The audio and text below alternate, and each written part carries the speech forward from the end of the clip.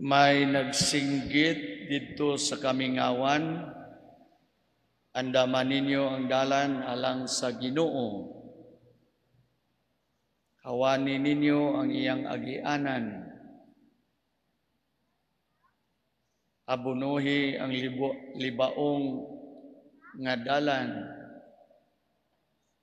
Pataga ang bungtod, tulira ang likong dalan. Hapsaya ang gansal-gansalon nga dalan.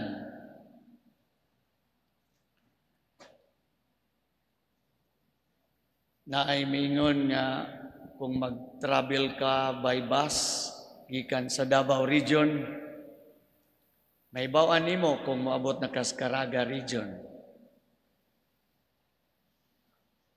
Kay makamata naman ka. Huwag nahibaw na mo, ana. Pero ayaw kumpiyansa. Perting paspasa karon ang repair sa dalan. Gani katong murag maayo pa. Giguba kay ilisan jud og mas nindot pa. Nga naman, naay gipaabot athletes from all over the Philippines will be coming year 2026.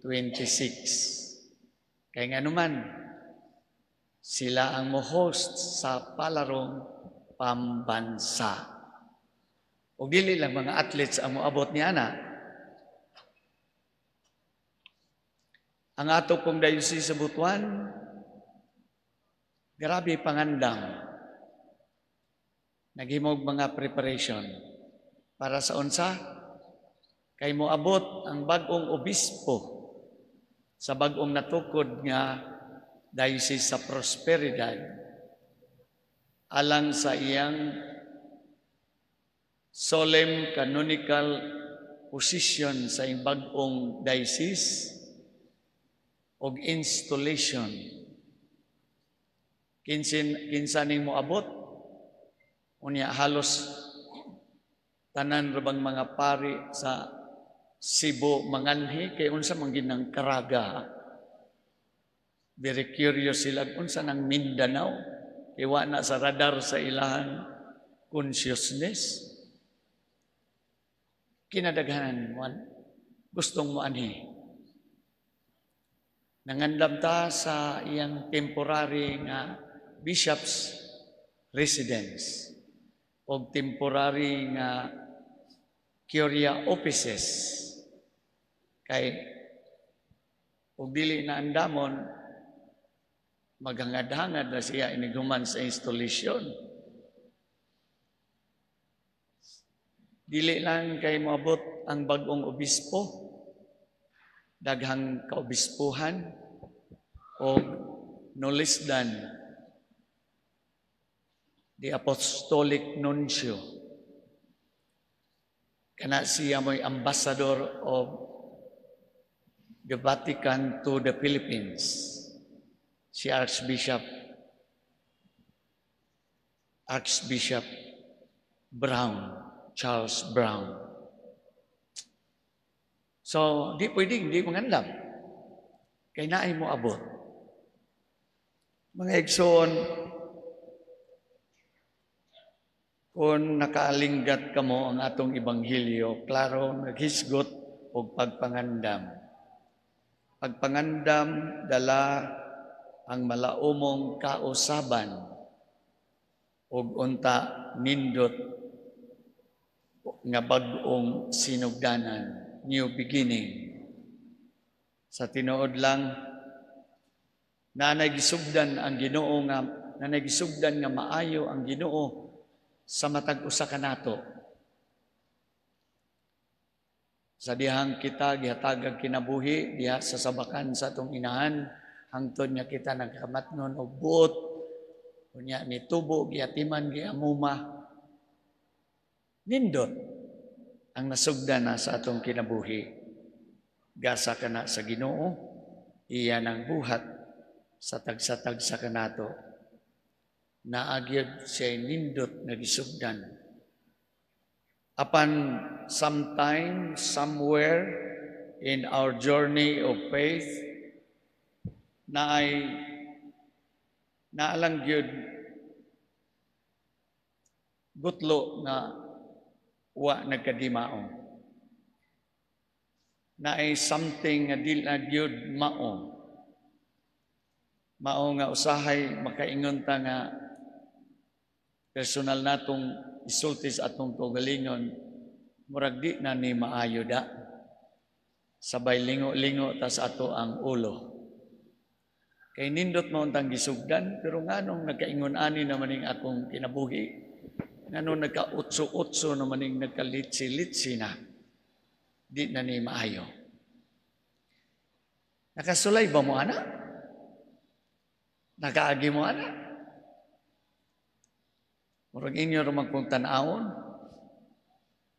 murag espesyal matingali inyong kinabuhi, nga wa mo nakaagi ana, aber, sugod ta sa basic experience. Kana di ang diha sa atong balay, nagkaguliyang ng mga butang, sa sulod sa kwarto, ay di na nagkadimaong. Bisan sa tugkaran o palibot, wa na'y limpyo. Mga butang nagkagubot, unya naamguhan nato na there's something good must be done. Kamong mga asawag inahan, murag makakonect tingali mo ana. Labi na og inyong mga anak, mga apo, dili na matinabangon pag-maintain sa kalimpyo o pag-maintain sa order, kahapsay desbay, mahog nga ikaw may tighipos, kunya mapikon ka na, di na ni maayo da. Kita gani dinis katedral, kada misa pahinumduman yun ta.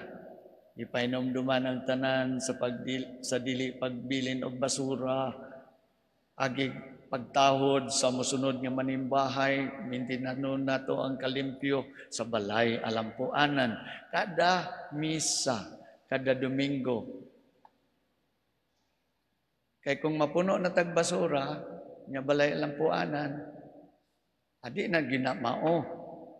O moingon tangwa na nagkadi mao. There's something good must be done. Bisan sa personal natong kinabuhi, apil relasyon diya sa pamilya o sa panagtiayon, mahimong wala na direksyon o kaha nagkahiwi na o di na magkatunong, and you really realize that something is not going right. Sa nangaging panahon, maayo og nindot kaayo, karon lahi na ang sitwasyon.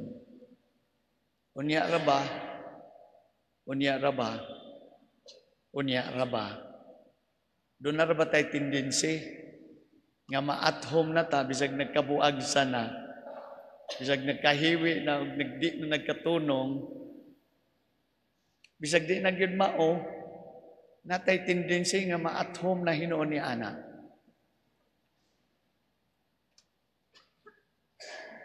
Tanawar ko ng atong mga bisyo, bisag unsa og sultis asawa, silingan mga anak, pero na at home na ta. And we love our addictions and enslavements. Ug di na ta makakita sa unsay angay bag-uhon. Di na ta makakita sa bag-ong kahigayunan nga magsugod og bag-ong sinugdanan. Ato man nga tendency nga ma-at home bisan in a bad and undesirable situation.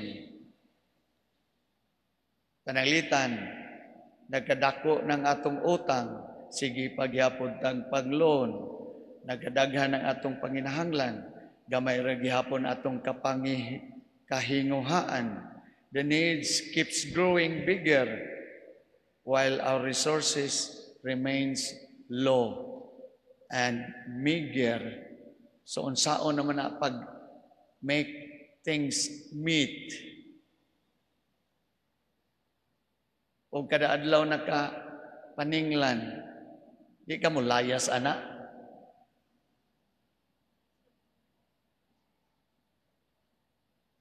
Sa Biblia ra ba na ay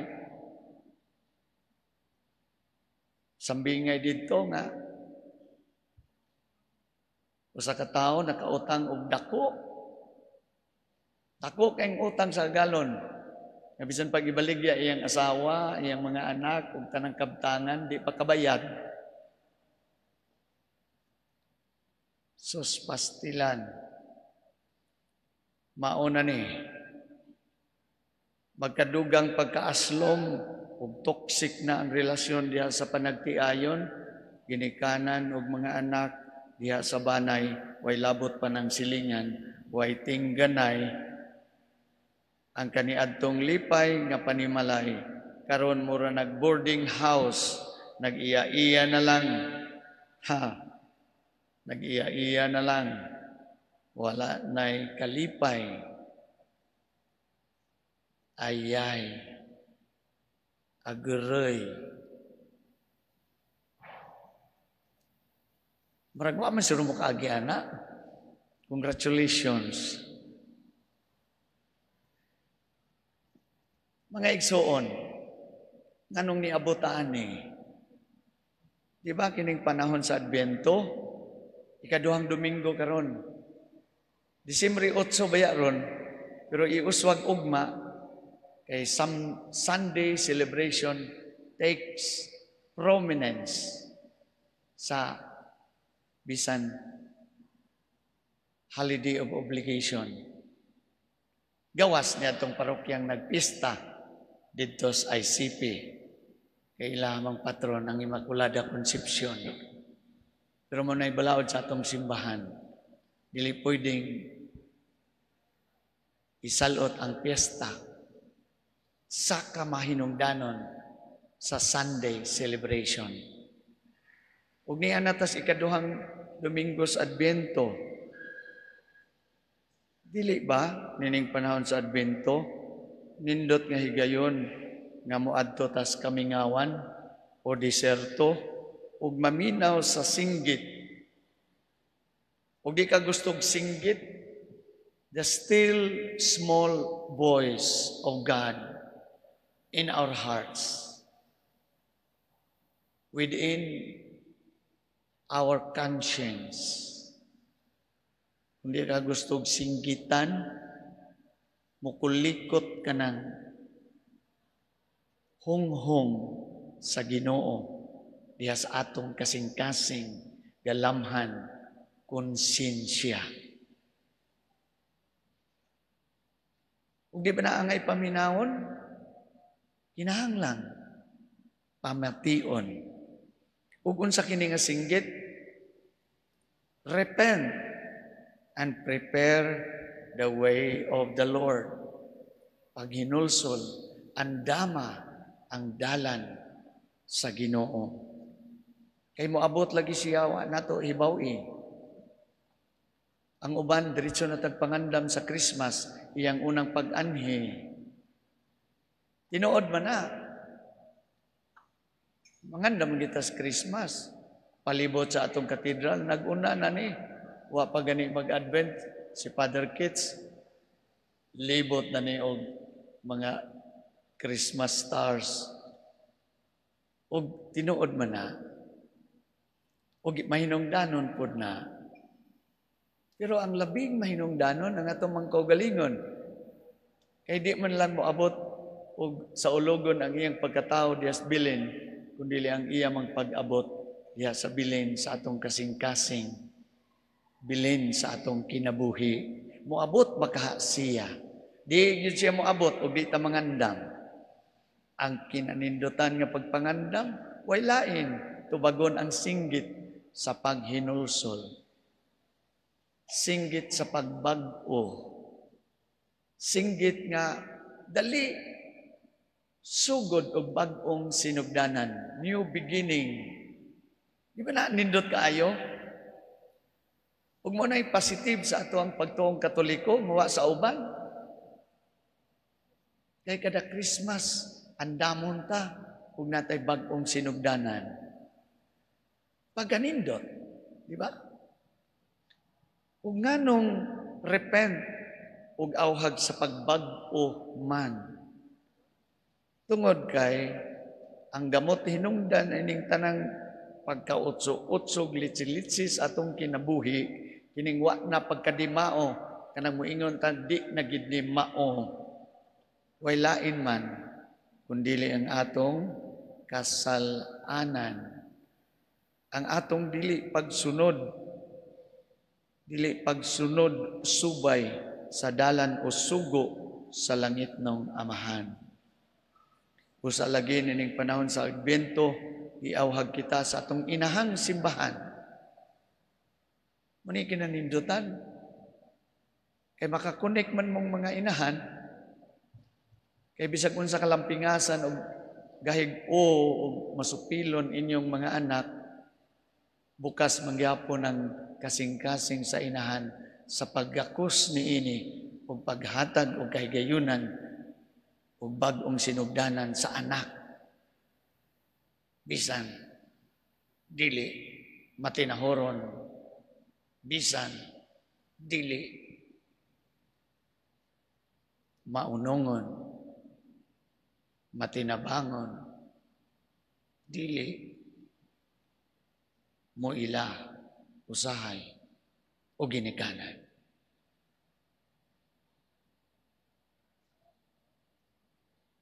Ako makakonek mo ko ninyo. Kamo doon na may 3, 4, katong mga parehan akong edad, niabot og 8, 5, 8, 10, kami 12 man mi. Mga ginikanan karo kay 3, 2, sa hindi na mga anak. Ako karon amahan ko sa almost 150 ka mga anak. Kaparian. Og silang tanan mga bride. Og mga abtik. Kamo kuno lalimba. Busa iyampo ko ninyo ang atong inahang simbahan.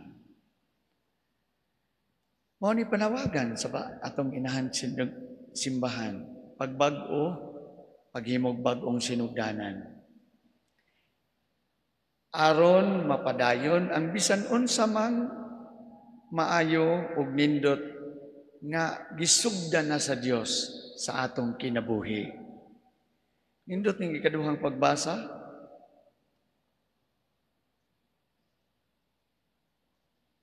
Asar man to. Si San Pablo, mo ginagsulti ani,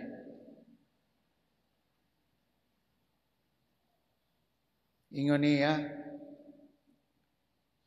nga magtubo unta ang inyong gugma kahibalo kaalam sa paghukom aron makapili kamo sa labing maayo. Ingon niini, maputli kamo ug mawalay ikasaway diha kaninyo unya sa pagbalik ni Kristo. Mapuno unya ang inyong kinabuhi sa mga maayong hiyas nga gikan ni Kristo alang sa himayag dungog sa Dios. Nindot ni nga pagpangandam.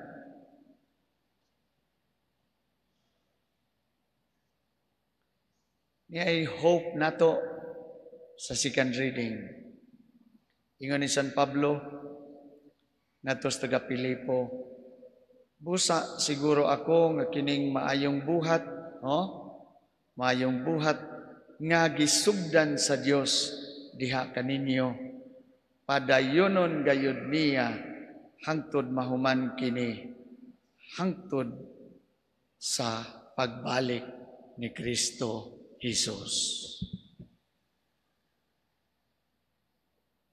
Mangutana ta,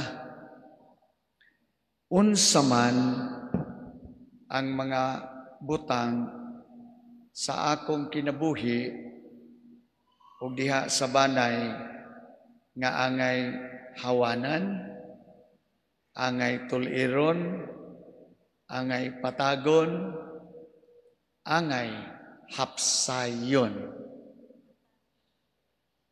Unsa man ni? Ug mao ni atong assignment. Mao ni assignment sa obispo para ninyo inig uli human ining misa. Mama Mary, iampo mo kami. San Jose, among patron, iampo og tabangi kami. Amen.